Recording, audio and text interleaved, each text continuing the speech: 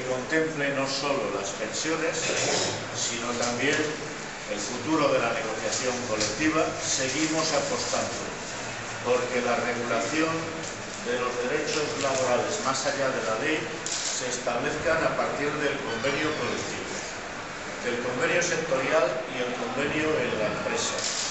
Y la tendencia que apunta a la posición del Gobierno, afortunadamente aquí se ha retirado de la mesa de negociación y nos ha dejado el espacio para que negociemos empresarios y sindicatos, es una tendencia a la individualización de las relaciones de trabajo.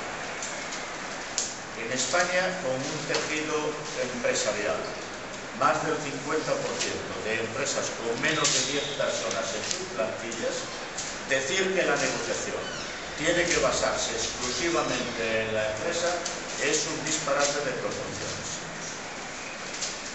O es otra cosa.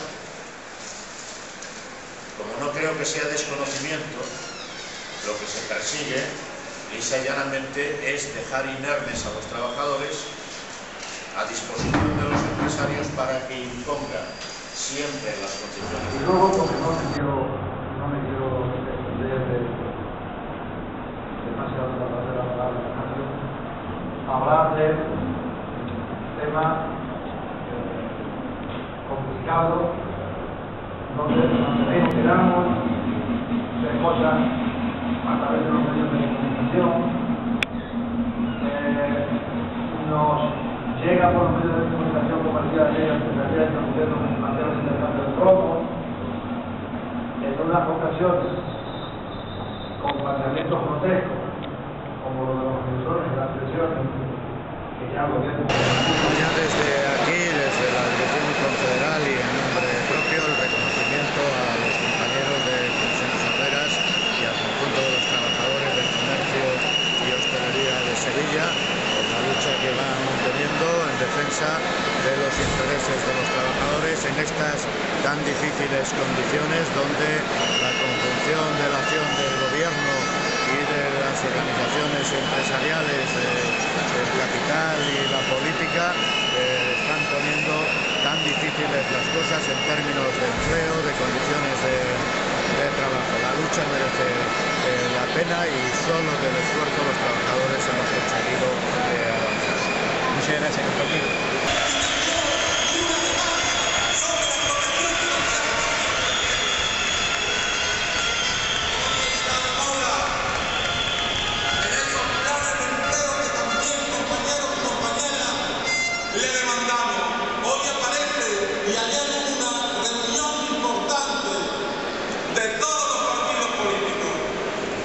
De ámbito parlamentario andaluz por el presidente del gobierno, dicen que han alcanzado un acuerdo básico.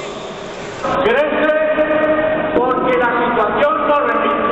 Y esto es así, entre otras cuestiones, porque las medidas económicas, congelación de las pensiones a 6 millones de pensionistas y jubilados, reducción del salario a 2,5 millones de trabajadores y trabajadoras de la función pública, reducción en 6.000 millones de euros, y ese es menor crecimiento económico y por lo tanto menos posibilidades de empleo, y no hay atajos como lo está poniendo de manifiesto el tiempo pasado ya en la reforma del mercado de trabajo, en la reforma del Estatuto de los Trabajadores.